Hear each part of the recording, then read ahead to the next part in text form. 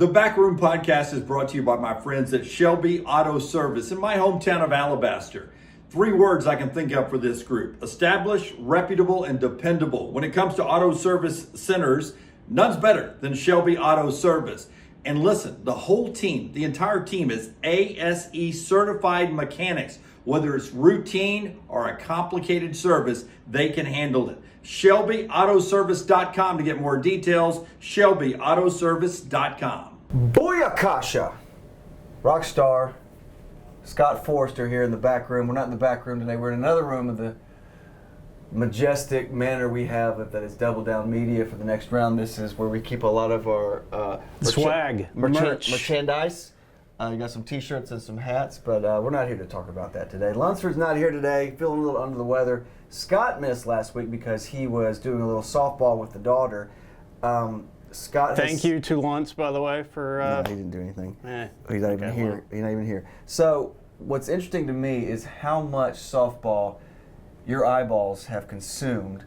Tell us about what happened. You were at state for your daughter's team. How did that go? Obviously, you're here, so it didn't go perfect. I don't want to spoil the ending, and I dropped my mic pack. That's fine. Go ahead. Hopefully, everything still sounds fine. They made it to state, which is a good thing. Yeah. Last year they made it there too, but did not win a game. This year they won their first game. Sorry, Lance, I started to say we. I'm not on the team. I didn't take a single swing. You have blood in the team at least. That's right. I got definitely shed some blood on that field with all the work days and whatnot. But yeah, they won their first game and then proceeded to drop their next 2, which is double elimination. So that was the end. So now that softball's over, we've got more softball. Oh, good, because so finally the season starts. Yes. What's interesting to me, so what Scott does, he works here, and then do you immediately go home to the softball field? Or what do you have? Do you have the time to do something at home, get something done, like a load of laundry or something, or you just go straight to the field from here? Usually there's time to grab a little lunch, because lunch is hard to do with what we do. So usually I grab some lunch, then try to meet the kids off the bus around 3, and then maybe there'll be a few minutes before we have to take off to a practice of either softball or cheer or whatever we're into. Volleyball now. What time do you average on a weekday coming home at night? Like that, we're home for the night, we're done, no more, we can do our night routine, get in bed. What time is that usually? Typically 9:30. Oh! Yeah. I feel for you, man. Anyway, Scott's back. Lunsford's out. Lunsford's a little under the weather. He was not looking good yesterday, but he'll be back Monday. If not, we're going to be really upset with him. Another thing we're going to talk about is the lounge. I'll tell you the origins of the lounge because I'll give Dunaway credit.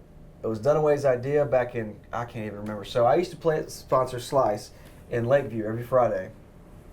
And I was playing on a Friday, and Dunaway came before his newscast, and I remember playing Bob Marley Redemption Song. I don't know why, I just played that song.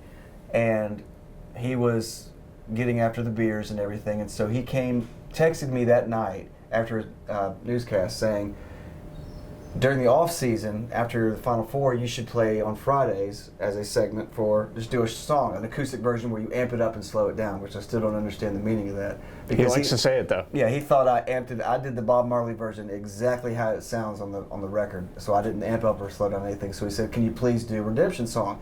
So that was the first song we did. I think that was probably 2011, and since then it's always been me on Fridays, which I think is a little too much me. And so I'm trying to branch it out to other musicians, local musicians. Or Taylor Hicks is going to do one. My friend Jess Muse from Black Jacket Symphony, she's going to do one. I got John Campbell and Alan Barlow from Black Jacket. They're doing a Led Zeppelin thing. They're going to come in here in June. Trying to give it to other people so it's not just all me every Friday, because I think that's kind of over the top, and I don't need to be doing it every week. There is no such thing as too much Rocky. Oh, there is. Yeah, there totally is. But you don't need all the light on you on every Friday. You need to spread the love, because hopefully somebody will spread it back. Somebody will give me a chance on something where I can do something singing. So hopefully it'll come back around. But I've always done different versions of things. I've never. My wife gets on me because I used to say I played with myself all the time. It's supposed to be I played by myself all the time. And music was one of the options of how I got into music. I would listen to Pearl Jam 10 on my cassette tape in my bedroom on a little boombox, side A to side B, all the time, and I would try to mimic Eddie Vedder, singing-wise, and then I could do the voice, and then suddenly I started getting into music and stuff like that. Tried out for the basketball team, 7th and 8th grade, worked my ass off. I was at the gym every day in the summer, both years for freshman, come on, Sean, 7th grade and 8th grade, did not make it either or. And it's interesting how your path goes another way. I was going to be a 5'10" white kid from Alabama going to North Carolina or Duke, and it didn't work out. And so in 8th grade, a friend of mine heard me singing and asked me to play in his band. And since then, the rest is history. And now I get to play on Fridays in the lounge and entertain Scott with versions of Believe by Cher, and if James Taylor did Basket Case by Green Day. So how did these come to you? Like, when do you come up with it the night before, or? So what Basket Case would happen, I've always planned on doing it because I played it at I was playing at a wedding rehearsal, and I was just killing time because people aren't listening to me. They're just walking around. I'm basically ambiance. And so it's kind of like a dress rehearsal, and I saw Green Day on my iPad, and I was like, I've always wanted to do Basket Case, but slow it down and kind of make it more intimate. And I did it that night, and I don't remember how good it was. But then yesterday I was watching my son, and he was occupied with one of his toys, and I had my guitar out because I was trying to think, well, I want to try the Basket Case thing. I did it, and I recorded it on my phone, and you can hear my son crashing and burning and everything, and crying. And I was like, God, that sounds like James Taylor the way I'm doing it. Then I thought, well, if I could do it more James Taylor, what if James Taylor did Basket Case? If he covered the song like one of his concerts, how would it sound? And so that's what I did today. You should go check it out on our YouTube channel. Like and subscribe. Subscribe. Tell us, hit that smash like that button, all that stuff. But it's awesome. Great version. Thank you, Scott. But that's the first time I've ever done it like that, too. So it's weird that I also don't really rehearse. I just wait to do it in front of all of you guys for the first time so I could totally crash and burn, and I have before.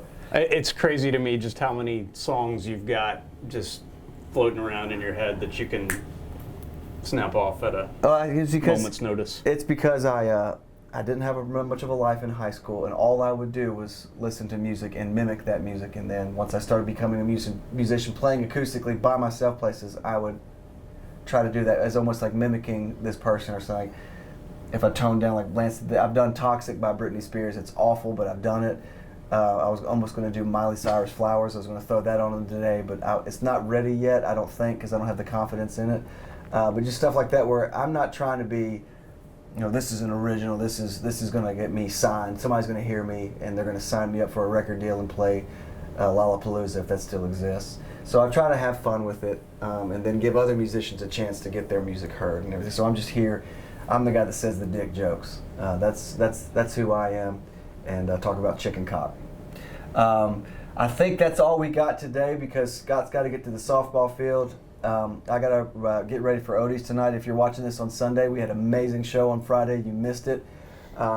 So for the back room, for Scott Forrester, for Lunsford, who's somewhere not here, we will tune. I don't know what episode this is, so I'm going to say 8.